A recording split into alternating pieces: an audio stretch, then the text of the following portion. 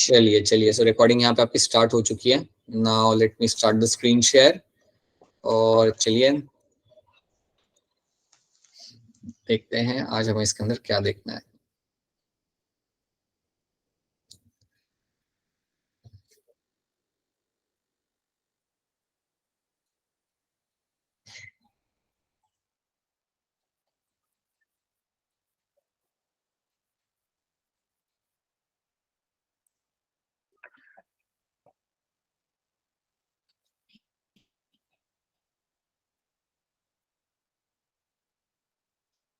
ठीक है, चलिए तो यहाँ से आज की हमारी स्टोरी स्टार्ट हो गई। आई थिंक इससे पहले जो भी था हम यहाँ पे देख चुके थे। All we have seen all those things, DCT, PC कैसा होगा, ये वाला टॉपिक मैं आपको बाद में बताऊंगा। ये सिंपल ही है, ये हम बाद में देख लेंगे।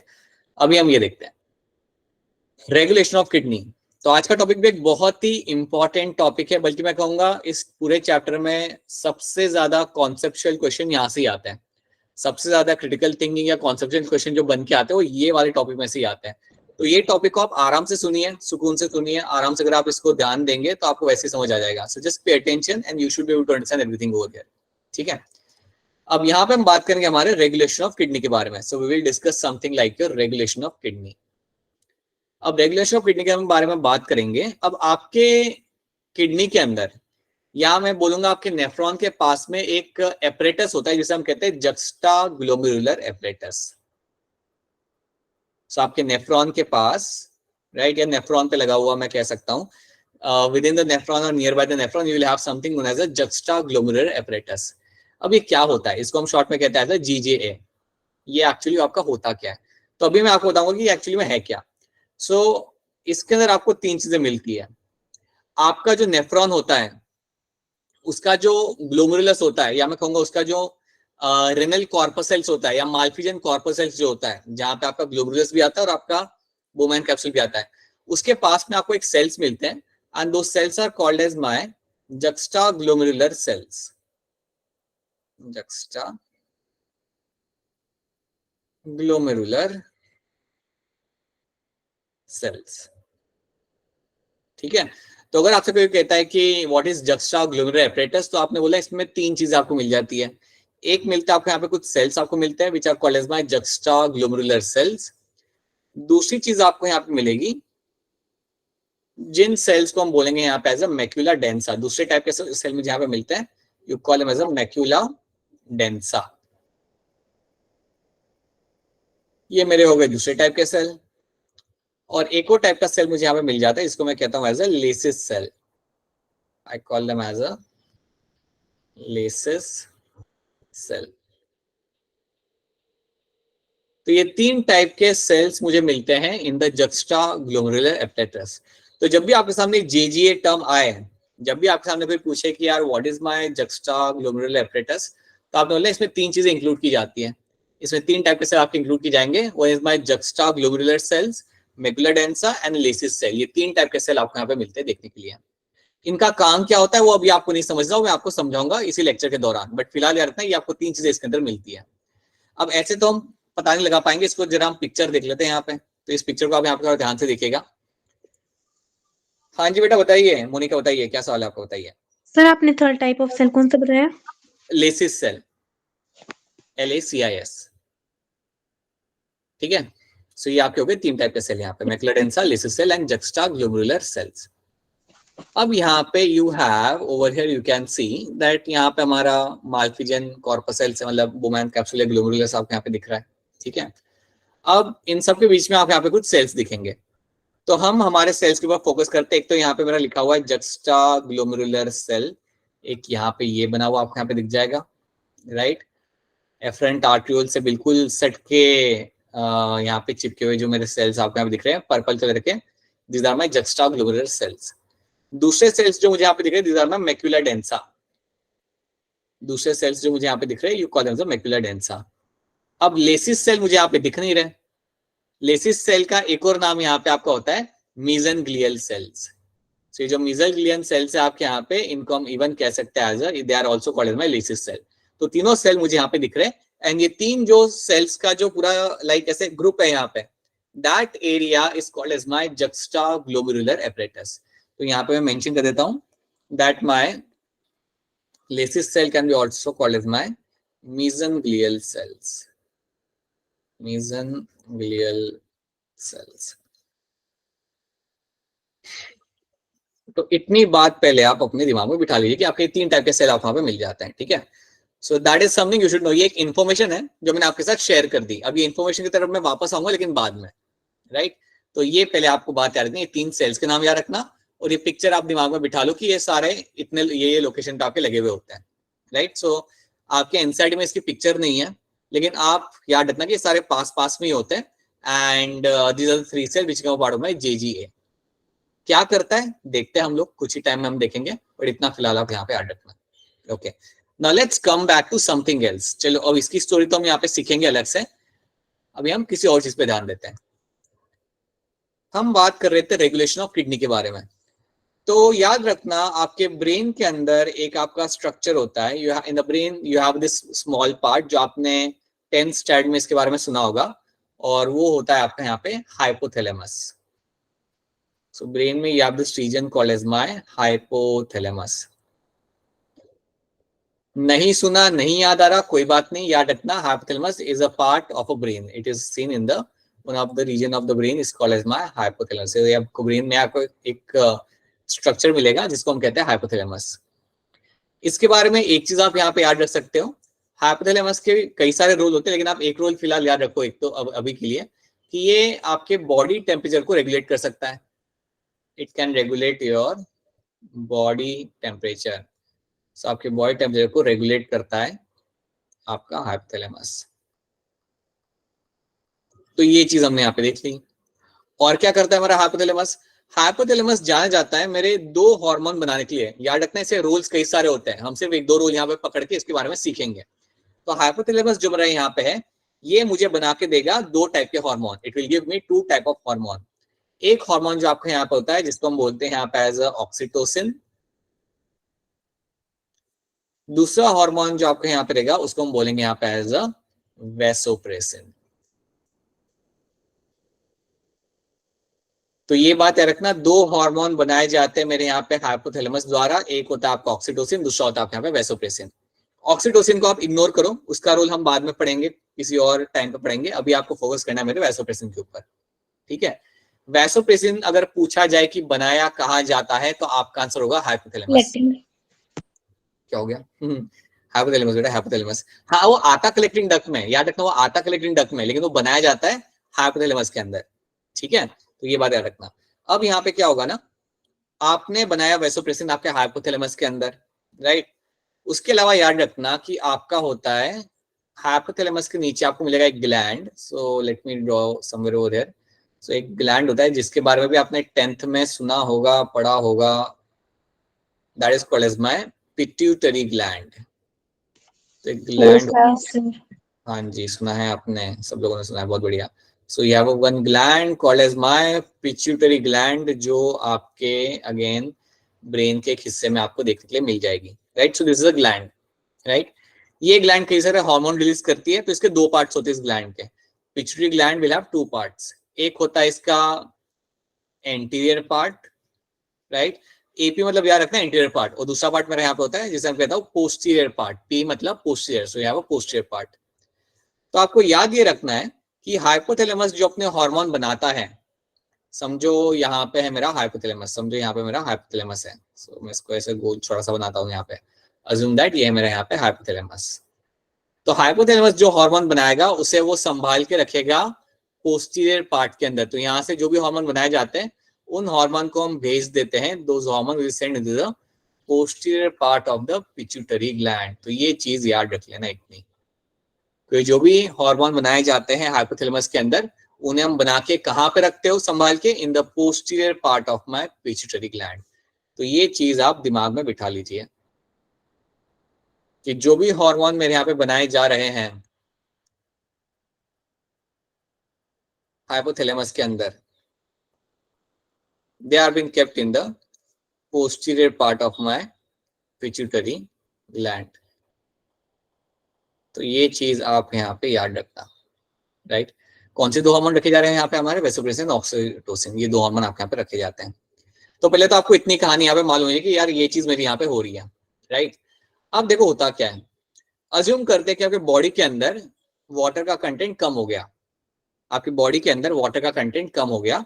अब पता कैसे चलता है, तो बॉडी के अंदर कुछ होते हैं आपके रिसेप्टर, जिन्हें हम कहते हैं ऑस्मो रिसेप्टर। आपके बॉडी के अंदर, inside your body you have some receptors. आपकी बॉडी के अंदर कुछ रिसेप्टर्स आपको मिलेंगे देखने के लिए, और रिसेप्टर्स को हम बोलते हैं as a osmoreceptors, call them as a osmoreceptors. Osmoreceptor का काम होता है आपके बॉडी फ्लूइड या ब्लड फ्लूइड के अंदर या ब्लड के अंदर चेंज ऑफ ऑस्मोलैरिटी को जज करना।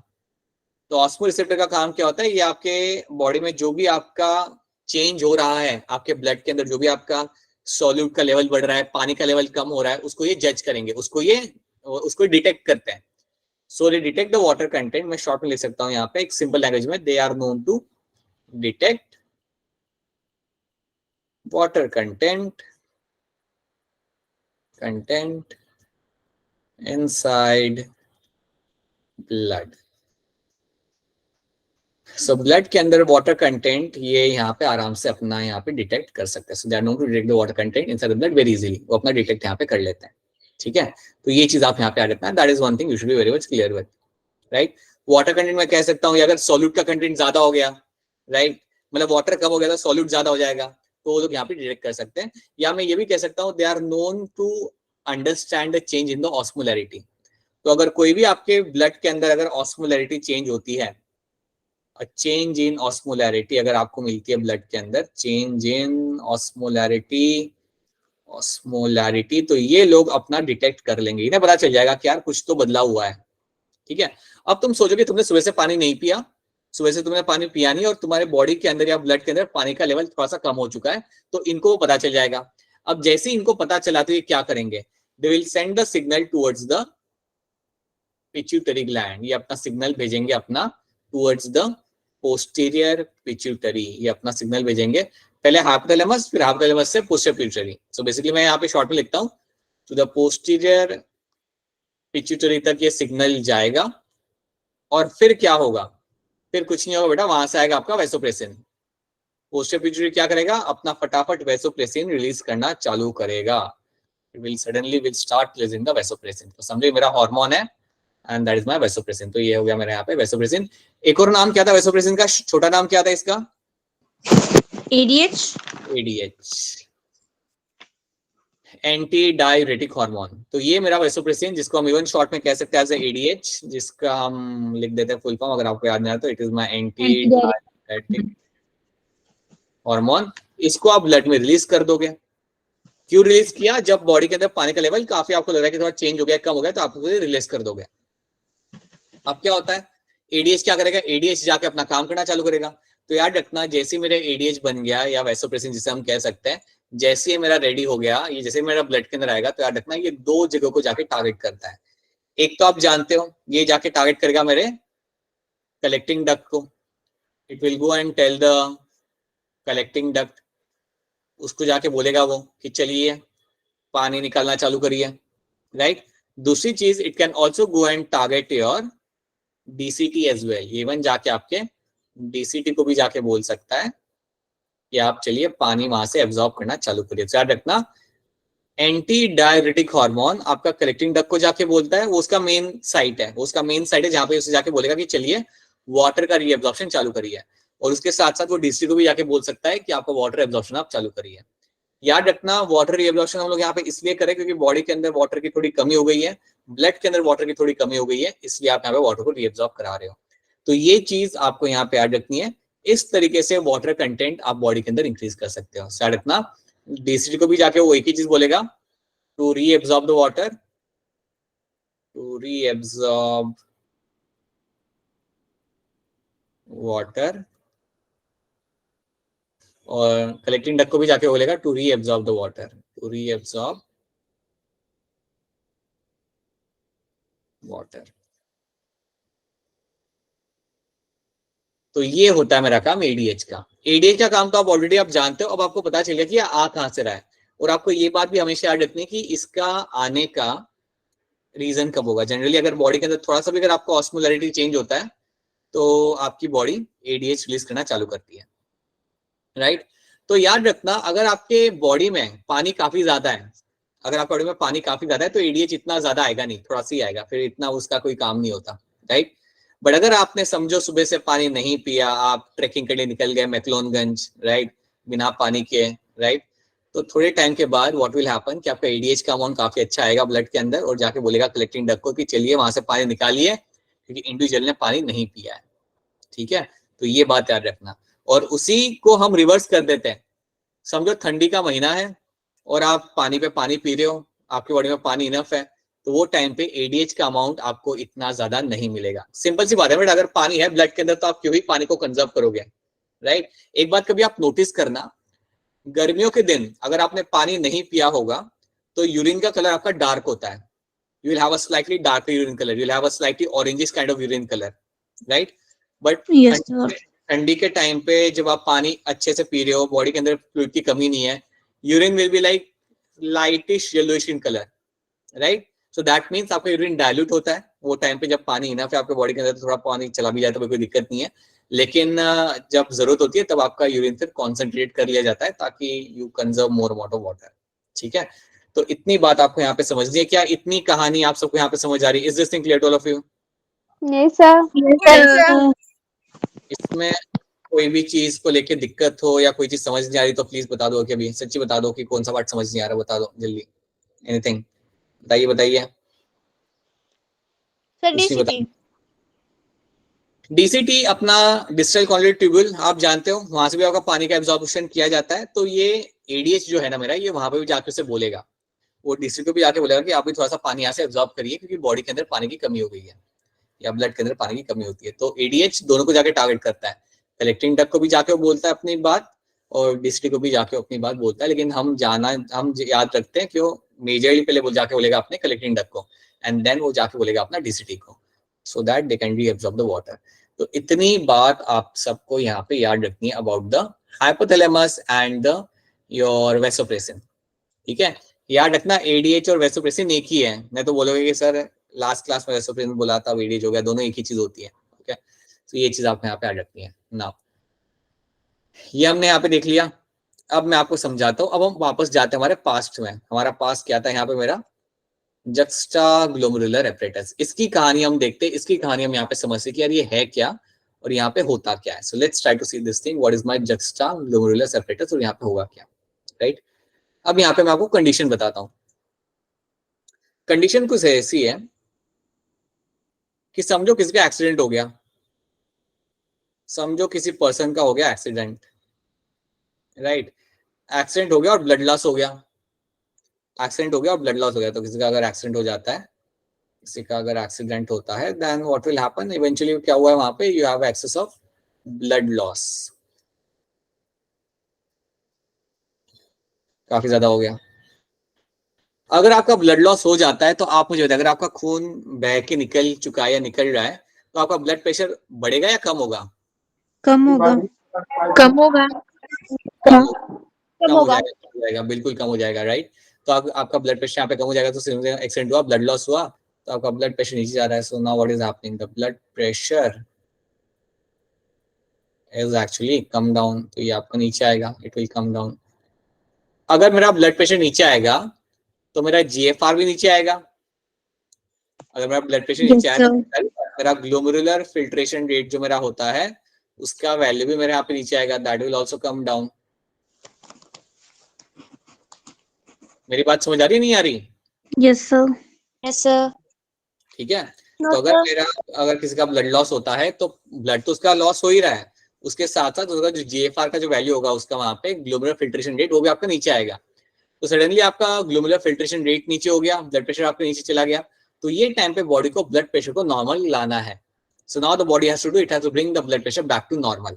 ठीक है, आप चाहते हो कि आपका ब्लड प्रेशर वापस से आपका एक नॉर्मल पे लेके आया जा सके, बिकॉज बहुत लंबे टाइम के लिए अगर ब्लड प्रेशर नीचे गया तो वो आपके लिए हार्मफुल हो सकता है। यू कैन फाइंड कि मेजर ऑर्गन्स को शायद इतना ब्लड ना मिले and it can have some severe damage. तो अब देखो यहाँ पे होता क्या है, जैसे ही आपका जीएफआर नीचे गया व्हाट विल हैपन कि आपके जो जक्स्टा ग्लोमेरुलर सेल थे, यहाँ पे लिखता हूँ, आपके याद करें, you have a juxtaglomeralar cells which are a part of my juxtaglomerular apparatus. ये लोग एक हार्मोन यहाँ पे रिलीज करते हैं, उस हार्मोन का नाम यहाँ पे आपको होता है रेनिन। तो ये लोग एक अपना यहाँ पे हार्मोन रिलीज करेंगे और उस हार्मोन का नाम यहाँ पे आपका होता है रेनिन। तो ये बात ध्यान से सुनेगा। सो जेजी सेल्स में से आपका यहाँ पे एक हार्मोन आया और उस हार्मोन का नाम आपका यहाँ पे है रेनिन। अब रेनिन करेगा क्या? रेनिन जाके एक प्रोटीन को जाके ब्रेक करता है। एक प्रोटीन होता है और उसे जाके वो तोड़ेगा। उस प्रोटीन का नाम क्या होता है? सो एक प्रोटीन का नाम हम यहाँ पे लिखेंगे and that protein over here is called as my angiotensinogen. Angiotensinogen,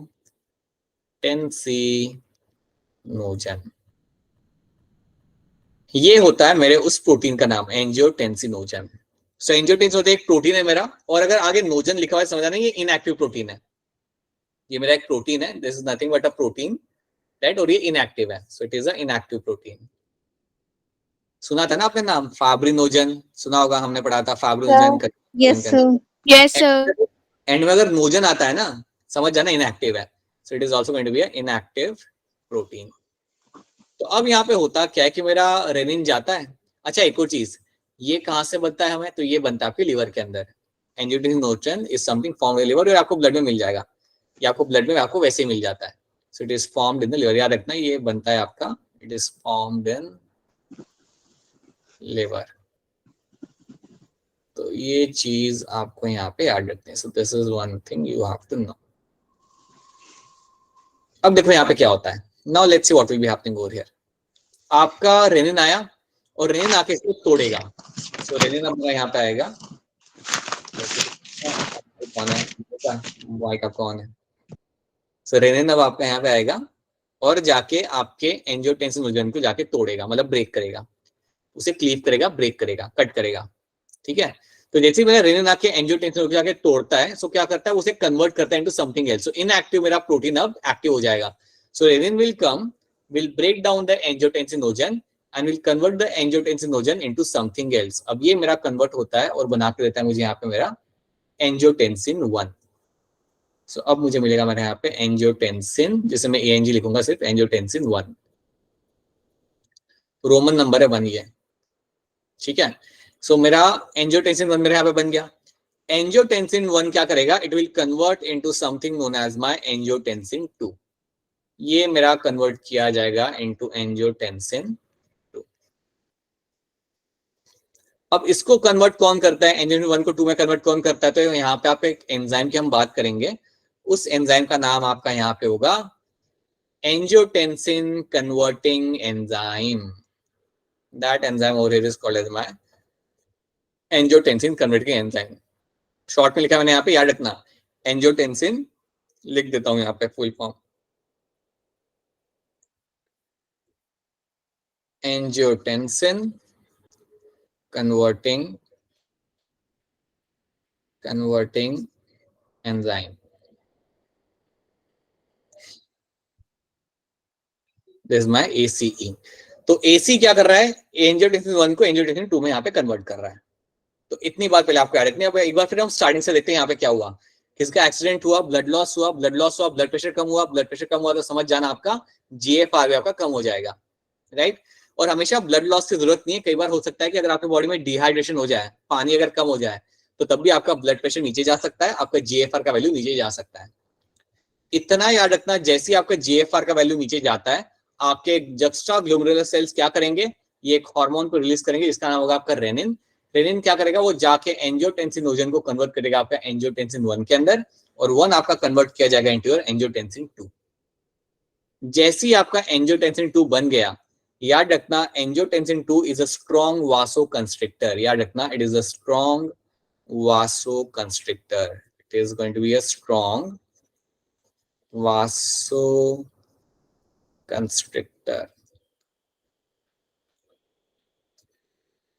वासोकंस्ट्रिक्टर का मतलब यहाँ पे ये होता है बेटा कि जो ब्लड वेसल को कंस्ट्रिक्ट करता है, छोटा कर देता है। याद रखना, angiotensin 2 is known for strong vasoconstriction. मतलब ये क्या करेगा पता है? आपकी जो ब्लड वेसल होगी ना, उसको छोटा कर देगा। अच्छा, पता है कभी आपने नोटिस किया होगा, अगर आपके पाइप में से पानी जा रहा है, आप वो पेड़ पौधों को पानी देने के लिए आप पाइप यूज करते हो, और अगर आप पाइप को थोड़ा सा अगर आप नैरो करते हो या उसके अगर उसके जहां से पानी निकलता है उससे अगर आप थोड़ा छोटा करते हो तो नोटिस करना पानी का फोर्स बढ़ जाता है। नोटिस किया कब आपने ये बात, कभी notice? Yes, sir. Yes, sir. या आप नल के साथ भी कर सकते हो कि थोड़ा अगर उसका आप वो से छोटा कर दो ना, उसको कंस्ट्रिक्ट कर दो थोड़ा सा, उसके उस एरिया को थोड़ा सा, ज्यादा नहीं, अगर थोड़ा सा अगर आप कंस्ट्रिक्ट करते हो then what will happen, the force of water is going to increase. वही चीज आपकी यहाँ पे भी होगी, वही चीज आपके यहाँ पे भी होगी कि आपका यहाँ पे वासो कंस्ट्रिक्टर ये होता है ना, क्या करेगा, it will do the constriction of the blood vessels. याद रखना एंजियोटेंसिन 2 मेरे यहाँ पे क्या करेगा, it will initiate the constriction of the blood vessel, जिससे मेरा जीएफआर बढ़ाया जा सके। सो याद रखना angiotensin 2 is known for my vasoconstriction,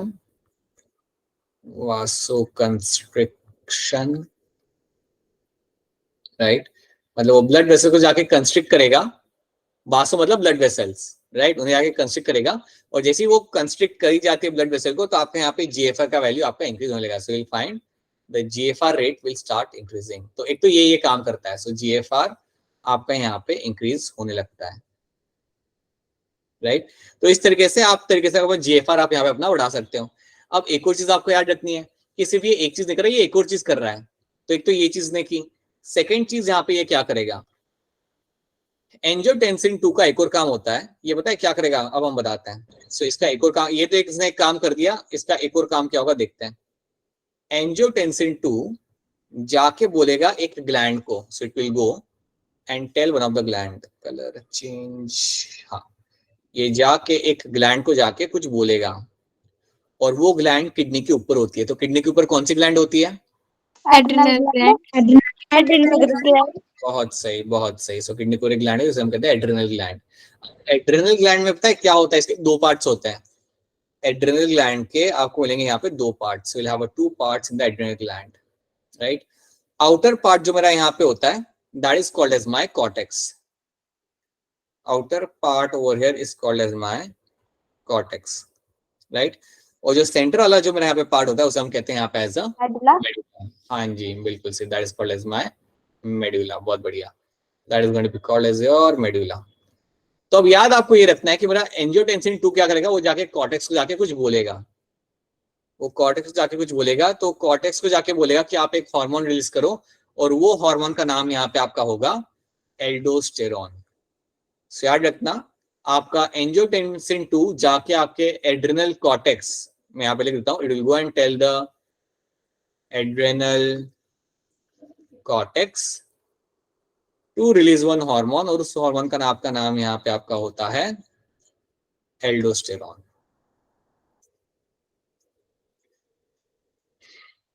ये चीज आपको याद रखनी है, that is something known as my aldosterone.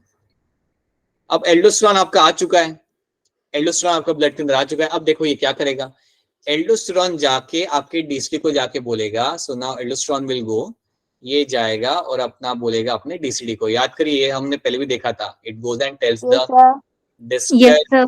Convoluted tubule, उसको जाके ये कुछ बोलेगा, और वो क्या बोलेगा, उसे जाके बोलेगा कि चलिए चालू करिए सोडियम आयंस को एब्जॉर्ब करना। It will go and tell it to absorb the sodium ions, तो सोडियम आयंस को एब्जॉर्ब करना चालू करिए, उसके साथ साथ even start absorbing the water molecule, ठीक है। तो याद रखना आपका सोडियम मॉलिक्यूल से एब्जॉर्प्शन आप क्या किया जाएगा, उसके साथ आपका वाटर का भी एब्जॉर्प्शन आपका चालू कर दिया जाएगा। तो ये दो चीजें आपके यहाँ पे रीएब्जॉर्ब की जाएंगी। सो याद रखना ये दो चीजें आपके रीएब्जॉर्ब होने लगती हैं, रीएब्जॉर्ब,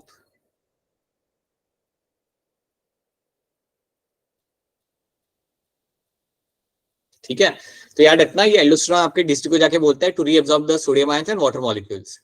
अब जैसे ही आपने सोडियम आयंस और वाटर मॉलिक्यूल्स आपने रीएब्जॉर्ब करना यहाँ पे चालू किया, तो पता है उससे क्या होता है, जैसे आपका पानी आप रीअब्सॉर्ब करोगे ना ब्लड के अंदर, जैसे आप ब्लड में पानी को लेके आते हो तो आपका ब्लड वॉल्यूम इंक्रीज होगा। ये बात याद रखना कि जैसे ही आप लेके आते हो पानी को ब्लड वेसल के अंदर, आपका ब्लड वॉल्यूम यहाँ पे आपका इंक्रीज किया जाएगा। सो यहाँ पे आपका ब्लड वॉल्यूम इंक्रीज करेगा, so you will be finding इसके वजह से क्या होता है, your blood volume is going to increase, your blood volume is going to increase, ये आपका यहाँ पे इंक्रीज हो जाता है। और अगर मेरा ब्लड वॉल्यूम इंक्रीज होता है तो इसके से अल्टीमेटली पता है क्या होगा, अल्टीमेटली मेरा ब्लड प्रेशर भी इंक्रीज हो जाएगा। अगर मेरा ब्लड वॉल्यूम इंक्रीज कर सकते हो आप, so what will happen, my blood pressure is also going to increase. और अगर मेरा ब्लड प्रेशर इंक्रीज हो रहा है तो एक और चीज मेरी इंक्रीज हो जाएगी। अब यहाँ पे एक और चीज मेरी जीएफआर वैल्यू, मेरा जीएफआर मेरा यहाँ पे इंक्रीज हो जाएगा, राइट। ये इवेंट्स आपके यहाँ पे होते हैं। तो ये दो चीजें आपका करेगा मेरे यहाँ पे एंजियोटेंसिन 2। एक तो डायरेक्टली जाके क्या करेगा, इट विल डू द वासोकंस्ट्रिक्शन, जिससे आपका जीएफआर का वैल्यू आपका बढ़ेगा, आपके ब्लड वेसल को कंस्ट्रिक्ट करेगा, so that is GFR value can increase. Second चीज तो यहाँ पे आपका क्या करा, it will go and tell the adrenal cortex कि भैया आप रिलीज करो अपना एल्डोस्टेरॉन, और वो एल्डोस्टेरॉन आके डीएसटी को जाके बोलेगा कि भैया आप Na+- को रीअब्सॉर्ब करो, वाटर को रीअब्सॉर्ब करो। अब जब आपका वाटर रीअब्सॉर्ब करके ब्लड में लाया जाता है तो आपका ब्लड वॉल्यूम इंक्रीज होगा, और जब आपका ब्लड वॉल्यूम आपके यहाँ पे इंक्रीज होगा तो अल्टीमेटली आपके यहाँ पे ब्लड प्रेशर और जीएफआर भी आपके यहाँ पे इंक्रीज होगा। तो इस तरीके से आपके ये लोग यहाँ पे काम करते हैं। This is how you will find your angiotensin is going to work. इस तरीके से उसने यहाँ पे काम करना है, राइट। तो पूरी ये जो स्टोरी है ना एंजियोटेंसिनोजन वाली, ये आपको अच्छे से दिमाग में आपको फिट कर लेनी है। इसके ऊपर बेस्ड बहुत सारे कॉन्सेप्चुअल क्वेश्चन आते हैं, बहुत सारे अच्छे से कॉन्सेप्चुअल क्वेश्चन आते हैं, और नीट में, नीट की बात कर रहा हूं मैं, नीट में ही आता है, और because it's a very hot topic, और इसमें बहुत बढ़िया बढ़िया क्वेश्चन घुमा घुमा के वो लोग पूछते हैं। तो इसलिए ये पूरी कहानी आपको यहाँ पे सही तरीके से मालूम होनी चाहिए, ठीक है। तो ये चीज आप यहाँ पे ऐड रखना, so this thing should be clear to all of you. क्या इतनी बात आप सबको यहाँ पे समझ आ रही है? Yes sir. ठीक है, ऑलराइट। अगर लग रहा है कि स्पीड मेरी फास्ट जा रही हो तो मुझे बता देना, तो मैं स्लो हो जाऊंगा। क्या स्पीड मेरी फास्ट है या ठीक है मेरी स्पीड? सर ठीक है सर ठीक है। ऑलराइट ऑलराइट, ओके ठीक है, ओके। कोई भी ऐसी दिक्कत आए तो बता देना। तो ये चीज आपको यहाँ पे ऐड रखनी है। नाउ अब एक और चीज आप यहाँ पे ऐड रखना, थोड़ा सा लॉजिक दौड़ा के मैं आपको एक चीज समझाऊंगा यहाँ पे। तो ये तो आपने यहाँ पे ये चीज आपने यहाँ पे समझ ली, this is something you have understand, right. I just tell you one more thing, एक और चीज मैं यहाँ पे समझाऊंगा आपको। सी, अगर कोई पेशेंट है, आप मुझे थोड़ा सोच के बताइएगा, अगर कोई एक आपके सामने पेशेंट आता है, केस है आपके सामने, और उसमें दिख रहा है कि उसके अंदर, बॉडी के अंदर बिना फिजूल के बहुत ज्यादा अमाउंट में रेनिन बन रहा है। उसके बॉडी में बिना कोई वजह के अगर बहुत ज्यादा अगर रेनिन बना जा रहा है, तो उसके ऐसे आप बताइए क्या हो सकता है। अगर किसी के बॉडी के अंदर रेनिन बहुत ज्यादा बन रहा है, बहुत ज्यादा अमाउंट में बन रहा है, अरे बहुत ही ज्यादा फिजूल में बन रहा है, और बॉडी के अंदर आके अपना काम कर रहा है, तो इससे क्या होगा? उसकी ब्लड वेसल कॉन्ट्रैक्ट कर जाएंगे, वो छोटी हो जाएंगी। ब्लड वेसल कॉन्ट्रैक्ट करेंगी, ये बात आपने सुनी कि ब्लड वेसल कॉन्ट्रैक्ट करेगी। एल्डोस्टेरॉन भी आपका आएगा, बार बार आता रहेगा एल्डोस्टेरॉन, राइट। तो अगर आप मुझे बताइए कि अगर मेरा रेनिन ज्यादा है तो अल्टीमेटली क्या होगा मेरे यहाँ पे, कि मेरा एंजियोटेंसिन 2 भी मेरा ज्यादा होगा। क्या इतनी बात सबको समझ आ रही है? Yes sir. एंजियोटेंसिन 2 मेरे यहाँ पे ज्यादा होता है तो आप बताइए फिर क्या मैं अगर बोलूं कि एंजियोटेंसिन 2 मेरा ज्यादा होगा ब्लड के अंदर, तो मेरा ब्लड प्रेशर भी ज्यादा होगा हमेशा। Yes sir. Yes sir. I will always have a high high blood pressure। और अगर मुझे हमेशा हाई ब्लड प्रेशर है तो मुझे कौन सी बीमारी है फिर? Blood pressure, hypertension. हाइपरटेंशन। हाँ जी, आई होप सबको याद आ रही है। So if I have a high blood pressure all the time ना, so that condition is called as my hypertension. Hypertension, बिल्कुल सही, बहुत बढ़िया। अब मुझे एक बात बताइए याद करके, आपका एंजियोटेंसिनोजन में से बना था एंजियोटेंसिन 1, ठीक है। तो वहां से चालू करते हैं। जब एंजियोटेंसिन 1 मेरा बनता था, तो मेरा एंजियोटेंसिन 1 कन्वर्ट किया जाता था मेरा एंजियोटेंसिन 2 के अंदर, है ना। एंजियोटेंसिन 1 मेरा कन्वर्ट किया जाता था इनटू एंजियोटेंसिन 2। ये करने के लिए कौन सा एंजाइम इन्वॉल्व होता था? Angiotensin converting enzyme. बहुत सही, बहुत सही। ACE, that is called as my angiotensin converting enzyme मेरे यहाँ पे इन्वॉल्व होता था, ठीक है। तो याद रखना, अगर किसी को हाइपरटेंशन होता है और उसका रीजन ये है कि उसके बॉडी के अंदर बहुत ज्यादा अमाउंट में आपका रेनिन बन रहा है, एंजियोटेंसिन 2 बन रहा है, तो उस पेशेंट को हाइपरटेंशन की कंडीशन हो सकती है कि ब्लड प्रेशर उसका हाई रह सकता है, फिजूल में भी उसका ब्लड प्रेशर हाई रह सकता है। तो जो डॉक्टर मेडिकेशन देगा ना, यहाँ पे जो डॉक्टर दवाइयां देगा ना, पता है वो दवाइयां क्या करेंगी? वो दवाइयाँ जाके इसको खत्म कर देगी। जो आप मेडिसिन लेते हो ना, वो मेडिसिन जाके इसको टारगेट करेंगी। So that medicine will go and target my angiotensin converting enzyme, right. सो अगर उसका हाइपरटेंशन हुआ है तो अगर वो बंदा उसके लिए लेगा अपनी यहाँ पे मेडिसिन, अगर वो उसके लिए मेडिसिन लेता है जो डॉक्टर देगा ही, right, so that medicine can actually go and remove the ACE, angiotensin converting enzyme को वहां से वो लोग निकाल देंगे, उसे खत्म कर देंगे। अब आप मुझे बताइए, अगर ACE मेरा निकल गया या खत्म कर दिया तो क्या मेरा एंजियोटेंसिन 2 बनेगा या नहीं बनेगा? No sir. बनेगा, बिल्कुल नहीं बनेगा। और अगर मेरा एंजियोटेंसिन 2 बन ही नहीं रहा तो फिर तो कुछ होगा ही नहीं ना, आपने यस अपने सर। कर लिया, राइट। तो ऐसा भी याद रखना, ऐसे कभी किसी ने घुमा के पूछ लिया तो संभाल लेना क्वेश्चन को। ठीक है, राइट। तो इसलिए कह रहा हूँ कि समझ लो हर एक चीज को अच्छे तरीके से, याद करने की कोशिश मत करो, उसे समझो, अपने दिमाग में सोचो कि यार ऐसा होगा तो क्या हो सकता है, थिंक लाइक दैट। इसलिए मैं आपको एक केस के थ्रू आपको बताता हूँ कि अगर किसी का ब्लड लॉस हो रहा है, डिहाइड्रेशन हो गया, तो उस हिसाब से फिर आप स्टोरी को याद रखना, ठीक है। और ये जो हमने जो पूरा पाथवे हमने यहाँ पे पढ़ा ना, the complete pathway which we have studied over here, इसका एक नाम होता है यहाँ पे, उस नाम को हम यहाँ पे बोलेंगे एज अ, क्या बोलेंगे, कहाँ लिखूं मैं, यहाँ पे लिखता हूँ, that name is called as my, that name is called as my renin angiotensin aldosterone system,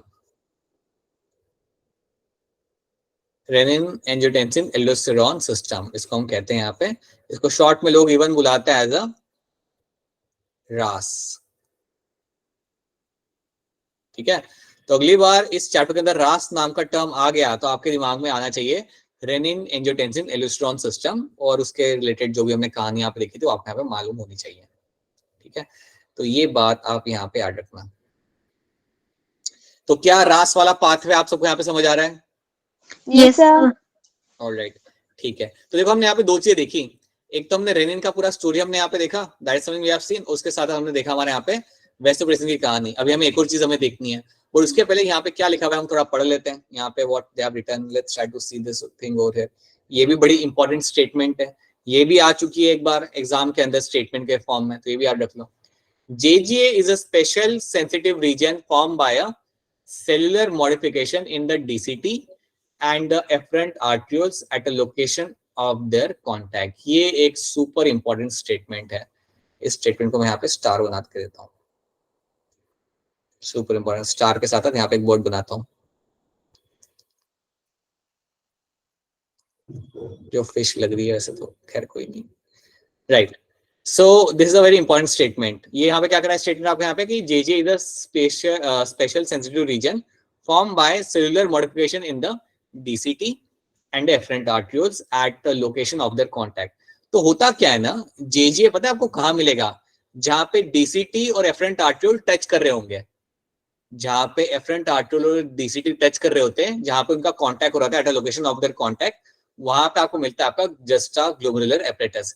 अभी आपके लिए इमेजिन करना थोड़ा मुश्किल हो सकता है, क्योंकि हम जब भी DCT बनाते हैं तो काफी दूर बनाते हैं हम लोग। अब वो दूर में इसलिए बनाता हूँ ताकि आपको दिखा सके कि वहां पे क्या हो रहा है क्या नहीं हो रहा, लेकिन ये सब काफी पास पास में होता है, they are in a very close association with each other. तो मैं आपको यहाँ पे समझाता हूँ पिक्चर के थ्रू, ये पता है कैसे लगेगा आपका यहाँ पे। सो मैं आपको दिखाता हूँ, एक छोटा सा बना के समझो। ये मेरा यहाँ पे है आपका बोमैंस कैप्सूल, ठीक है, और चलो इसको हम थोड़ा सा दूर से बनाते, रुको, ये समझना जरूरी है, इसको थोड़ा सा ध्यान से देखना। समझो ये है मेरे यहाँ पे बोमैंस कैप्सूल, ठीक है, यहाँ से मेरा बोमैंस कैप्सूल से कौन सा पहला निकलता है, PCT होता है DCT होता है, क्या होता है मेरा पहले? PCT होता है, PCT होता है, right. Then it will take a Henle's loop, यहाँ पे मेरा वो बनाएगा, और फिर क्या होता है ना, ये यहाँ पे आता है पास में और इसके साथ यहाँ पे मिक्स हो जाता है, यहाँ पे इसके पास चला जाता है, और फिर आपको यहाँ पे बना के देगा आपको यहाँ पे, it will start making the DCT over here, right. वैसे काफी कॉइल्ड होता है वो, ऐसे मतलब बहुत कॉइल्ड स्ट्रक्चर आपका यहाँ पे होता है। समझ लो यहाँ पे मेरा DCT यहाँ पे मेरा आ चुका है, ये मेरा यहाँ पे DCT, राइट। और आप जानते हो कि आपका जो बोमैंस कैप्सूल उसके अंदर भी आपकी ब्लड वेसल यहाँ पे एक आ रही है, यस राइट, सर। अंदर आ रही होती है ब्लड वेसल, उसका नाम क्या होता है? Afferent Afferent arteriole. Afferent Afferent arteriole. Article नहीं रे, arterioles, arteriole. Afferent arterioles, right, ठीक है। तो एफरेंट आर्ट्रियोल्स यहाँ पे आ रही है, यहाँ पे मेरा डीसीटी है, दोनों जहाँ पे पास हो रहे, दोनों जहाँ पे एक दूसरे के साथ कांटेक्ट में आ रहे हैं, सो मेरा एफरेंट आर्ट्रियोल डीसीटी मेरे यहाँ पे कांटेक्ट में आ रहा है, और जहाँ पे वो कांटेक्ट में आ रहे होते हैं ना, वहां पे ही आपको मिलता है आपका जक्स्टाग्लोमेरुलस एपरेटस। जहां पे मेरा डीसीटी और एफरेंट आर्टरियल कांटेक्ट में आ रहे होते हैं, उसी एरिया में आपको मिलता है आपके यहाँ पे जक्स्टाग्लोमेरुलस एपरेटस, जहां पे आपको 3 टाइप के सेल आपको वहां पे दिख जाते हैं। तो ये बात आप दिमाग में बिठा लो कि जहां पे एफरेंट आर्टरियल और डीसीटी मेरे यहाँ पे क्रॉस हो रहे हैं या कॉन्टेक्ट में आ रहे हैं, उस एरिया को, उस रीजन को हम यहाँ, उस रीजन में आपको कुछ मॉडिफाइड सेल्स मिलते हैं, और उसी रीजन को हम बोलते हैं यहाँ पे एज अ जक्स्टाग्लोमेरुलस एपरेटस। क्या ये वाली बात आप सबको यहाँ पे समझ आ रही है? Yes, sir. Yes, sir. ठीक है, सबको समझ आनी चाहिए, अगर नहीं आ रही तो बता देना कि सर नहीं आ रहा, तो मैं कुछ करूंगा, फिर करूंगा क्या, वापस रिपीट करूंगा मैं। So that is something you have to know now. सो यही चीज यहाँ पे लिखी हुई है, तो प्लीज ये याद रखना, it is a very important statement. It is build in location for the regulation of GFR, ये जगह जो आपकी होती है जेजी है, that is known for regulation of GFR, ये तो आप समझ सकते हो। फॉल इन द जीएफआर, अगर जीएफआर नीचे गया, can activate the JG cells to release the renin which can stimulate glomerular blood flow, thereby GFR back to normal. जो हमने पूरी कहानी सुनी थी वो इन्होंने एक लाइन में यहाँ पे बना के रखी हुई है। तो इतनी बात तो आपको समझ आ चुकी है। तो यहाँ पे हमने 2 चीजें देखी है, हमने देखा कि वैसोप्रेसिन का काम क्या होता है, कैसे वो अपना काम करता है, and we have also seen the role of my juxtaglomerular apparatus. वहां से आपके क्या आ रहा है, जक्स्टाग्लोमेरुलर सेल से आपका रेनिन आ रहा है और क्या कर रहा है, that is all something we have seen. तो ये बात तो हमने यहाँ पे सीख ली। अब और भी कुछ हम यहाँ पे सीख लेते हैं। वैसे आप यहाँ पे देख सकते हो कि एडीएच आके क्या कर रहा है, आप देख लो यहाँ पे very clearly you can C, picture आपको सच बता रही है यहाँ पे बिल्कुल। अगर एडीएच नहीं है, नो एडीएच, तो कोई वाटर एब्जॉर्प्शन आपके यहाँ पे नहीं होगा, large volume of dilute urine, large volume of dilute urine आपके यहाँ पे जाएगा, ठीक है, बहुत ज्यादा यूरिन बॉडी बनाएगी और वो भी डाइल्यूट होगा, पानी ज्यादा यूरिया कम। और यहाँ पे आप देख सकते हो एडीएच आपका काम कर रहा है, वाटर को निकाल रहा है, तो you have a small volume of concentrated urine, right. तो ये तो आप समझ सकते हो, ये तो आप अब इतने तेज तो आप हो गए, इसको आपको समझ आ रहा है। चलिए अब एक काम करते हैं, एक और हार्मोन की बात करते हैं जो इसका ही पार्ट है, रेगुलेशन ऑफ किडनी का ही पार्ट है। सब होता क्या है, अगला जो हार्मोन है वो काफी इंटरेस्टिंग जगह से आपका आ रहा है, and that is going to be your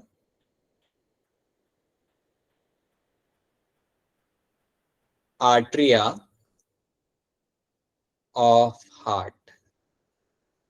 so काफी इंटरेस्टिंग वर्ड है बेटा कि हार्ट भी आपका हार्मोन रिलीज करता है, हार्ट भी आपका यहाँ पे हार्मोन रिलीज करेगा, और जो हार्ट के यहाँ से जो आपका हार्मोन यहाँ पे आएगा, that hormone over here is called as my ANF,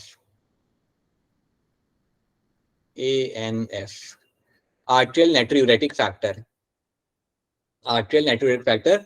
सो अभी मैं शॉर्ट में इसको लिखता हूँ यहाँ पे एज ए ANF, ताकि आपको एकदम कंफ्यूजन यहाँ पे ना हो। सो एक आपका हार्मोन आपका आ रहा है हार्ट से, जिसको हम कहते हैं यहाँ पे एज ए ANF। फिलहाल आप इतना रखो, ठीक है, ANF आपको यहाँ से आ रहा है। अब इसका एक ब्रीफली आप इसका रोल याद रखना पहले तो, क्योंकि हम इसे डिटेल में अभी नहीं करेंगे, मुझे आपसे कुछ क्वेश्चन सॉल्व कराने हैं। तो मैं आपको बस इतना बताऊंगा कि जब मेरा ANF आ रहा है आर्ट्रिया में से, तो ये करता क्या है, इसका काम होता है ब्लड प्रेशर को नीचे लेके आना। तो अगर आपकी बॉडी के अंदर ब्लड प्रेशर ज्यादा है, अगर आपके बॉडी के अंदर अज्यूम दैट, अगर आपके बॉडी में you have a high blood pressure, समझो you have a high blood pressure, high blood pressure अगर आपके बॉडी के अंदर होता है, तो इस कंडीशन में आपका हार्ट रिलीज करता है आपका ANF। इस कंडीशन में आपका हार्ट रिलीज करेगा आपका यहाँ पे ANF। In this condition you find the ANF is going to be released from the heart, right. और अभी मैं आपको शॉर्ट में बताऊंगा कि ANF करता क्या है, वो आपके ब्लड प्रेशर को नीचे लेके आता है, इसको हम बाद में समझेंगे अच्छे तरीके से। लेकिन फिलहाल मैं चाहूंगा, अभी तक आप इतनी चीज याद रखना, इसको हम बाद में समझते हैं। अभी मैं चाहूंगा कि आप 1-2 क्वेश्चन यहाँ पे सॉल्व करके मुझे बता दीजिए। क्वेश्चन नंबर 35 को 2014 का ये क्वेश्चन है नीट का, हैंड रेस करेगा आंसर देने के पहले। Which of the following causes an increase in the sodium reabsorption in the distal convoluted tubule? So कौन सी चीज की वजह से आपका सोडियम reabsorption आपके यहाँ पे बढ़ता है, जल्दी क्वेश्चन पढ़िए, हैंड रेज करिए, आंसर करिए और आगे बढ़ते हैं हम लोग। चलिए जल्दी बेटा जल्दी, इतना टाइम नहीं ले सकते आप लोग। चलिए चलिए चलिए। ऑलराइट, सब लोग बेटा, सब लोग, सिर्फ 3 लोग कैसे चलेगा बेटा, कैसे चलेगा क्लास फिर? हाँ जी बताइए मुस्कान, क्या लग रहा है इसका answer? Sir option A. Muskan का ऑप्शन ए आपका लग रहा है यहाँ पे। आरुषि आपको क्या लग रहा है? Sir option A. All right, and Monica आपको? Option A. ऑप्शन ए आप सबका यहाँ पे सही आंसर है। ठीक है, अगर आप चाहते हो कि सोडियम का रिएब्जॉर्प्शन हो आपके डीसीटी के अंदर, तो वो करने के लिए आपका एल्डोस्टेरॉन यहाँ पे आ रहा होता है। कोई मुझे बताएगा कि एल्डोस्टेरॉन आ कहां से रहा है? From where this aldosterone is coming? Adrenal cortex. Adrenal adrenal cortex. Right right, बहुत बढ़िया। Is coming from the adrenal cortex. यहां से मेरा आ रहा है मेरा एल्डोस्टेरॉन और वो आके अपने यहाँ पे काम कर रहा है। तो ये चीज सही है बेटा, 2014 का आंसर आपका सही निकला।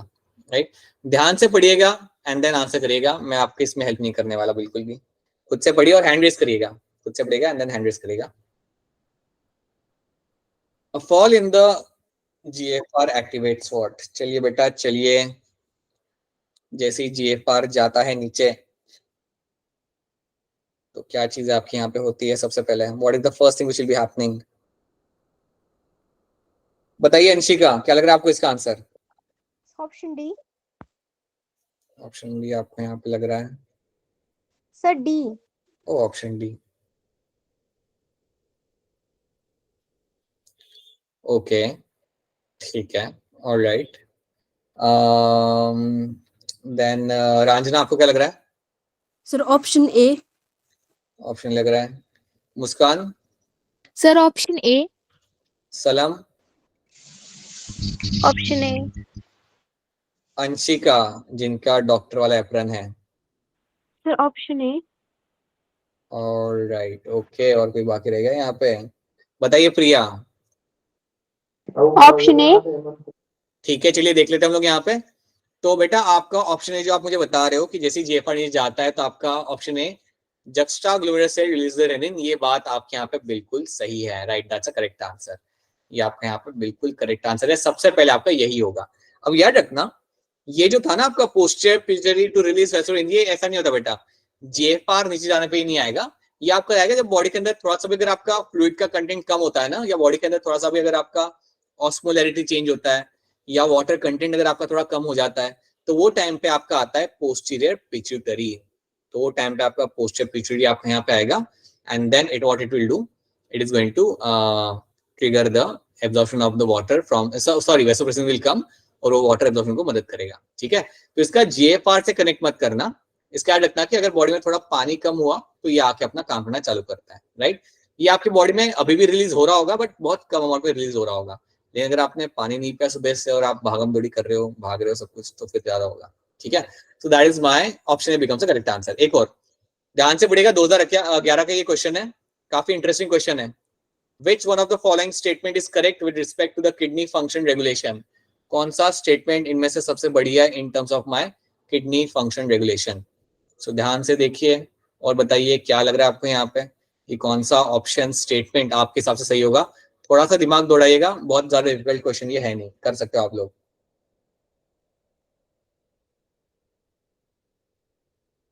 हैंड रेस करके बेटा, हैंड रेस करके।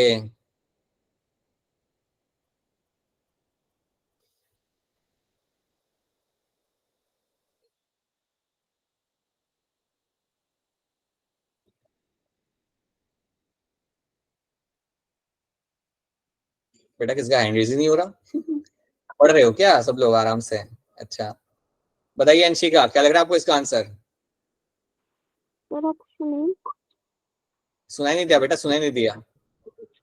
Option A. कशिश कौंडल आपको क्या लगता है? Option A. All right then Muskan? Sir option D. Okay then Ranjana आपको क्या लग रहा है? Sir option A. और मोनिका आपको? Option D. सलम आपको? Option D.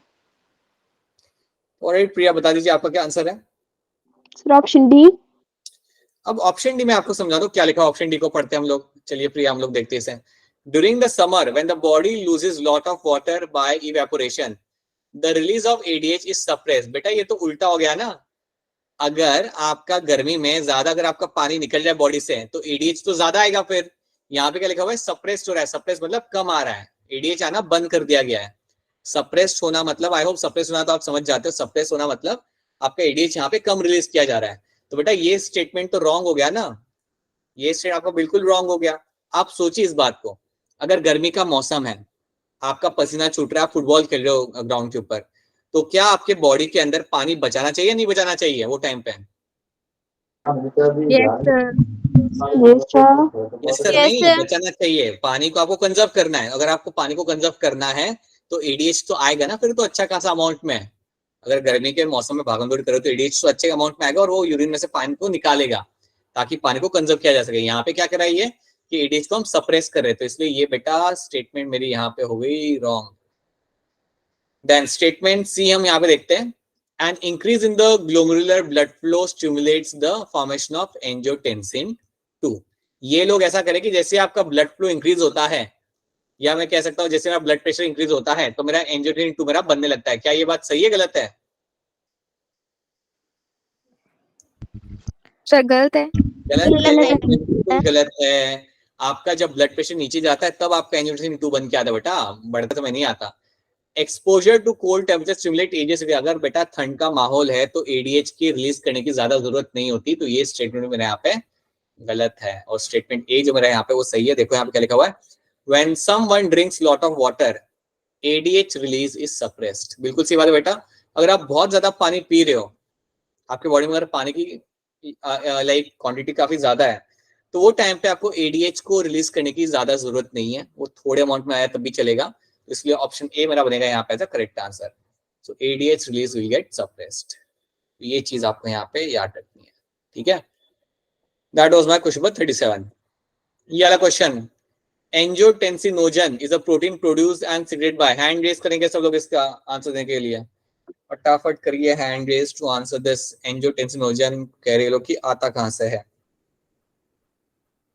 2 लोग, बाकी लोग बेटा, बाकी लोग भी चलिए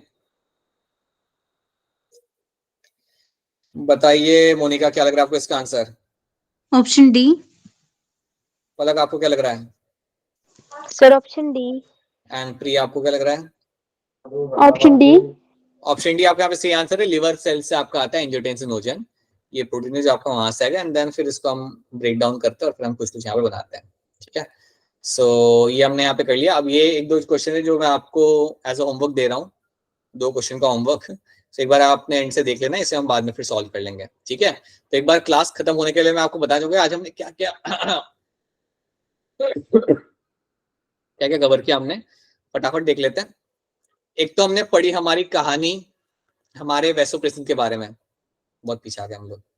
हमने पढ़ा कि एपरेटस क्या होता है, जीजी एपरेटस क्या होता है मेरे यहाँ पे।